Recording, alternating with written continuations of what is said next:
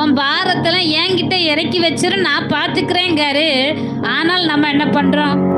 ஆண்டுடைய சமூகத்துக்கு வரும்போது கொண்டு வரோம், திரும்பி போகும்போது மறுபடியும் நம்ம பாரத்தை அந்த தாத்தா போல தலையில வச்சுட்டு கொண்டு போயிடும். அதனால என்ன தீரவே மடக்கு, அந்த பாரமும் மாற மடக்கு, அந்த பிரச்சனையும் மாற மடக்கு. அல்லேலூயா. ஆனா கர்த்தர் சொல்றாரு, உன் பாரத்தெல்லாம் என் சமூகத்துல இறக்கி வை, நான் பார்த்துக்கிறேன். அல்லேலூயா.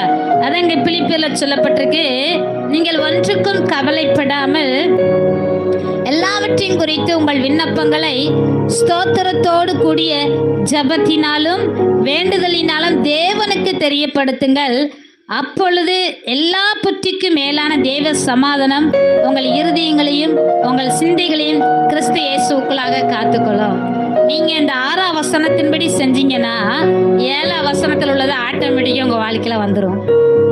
அப்பொழுது எல்லா புத்திக்கும் மேலான தேவ சமாதானம் உங்கள் இருதயங்களையும் உங்கள் சிந்தைகளையும் என்ன செய்யுமா?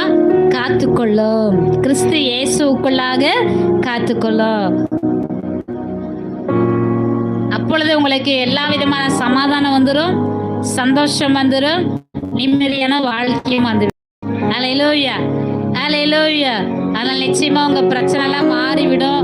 அதனால நீங்க எதை குறித்தும் கவலைப்படாதபடிக்கு, நீங்கள் ஒன்றுக்கும் கவலைப்படாமல் எல்லாவற்றையும் குறித்து நல்ல ஸ்தோத்திரம் பண்ணுங்க.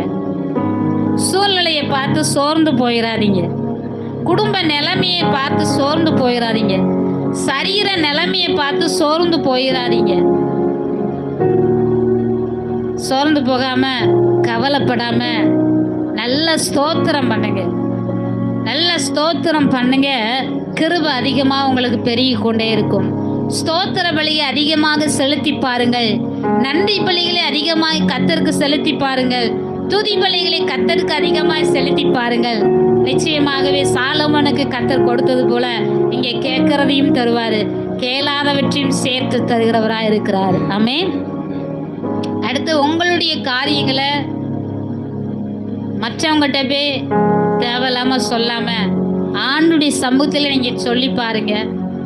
உங்கள் இருதயத்தை ஆண்டுடைய சமூகத்துல ஊற்றுங்க. அந்நாளின் துக்கத்தை கர்த்தர் சந்தோஷமாய் மாற்றினது போல உங்கள் துக்கத்தையும் கர்த்தர் சந்தோஷமாய் மாற்றுவார். ஆமென். அல்லேலூயா. எங்க வாழ்க்கையில கூட எத்தனையோ பிரச்சனைகளை எத்தனையோ காரியங்களை நாங்க கடந்து வந்திருக்கிறோம். ஆனா நான் யாருக்கிட்டையும் போய் சொல்லவே மாட்டேன். நாங்க ஆண்டுடைய சமூகத்துல தான் சொல்லுவோம், ஆண்டவரே இந்த மாதிரி இருக்கு, நீங்க தான்ப்பா பாத்துக்கணும்.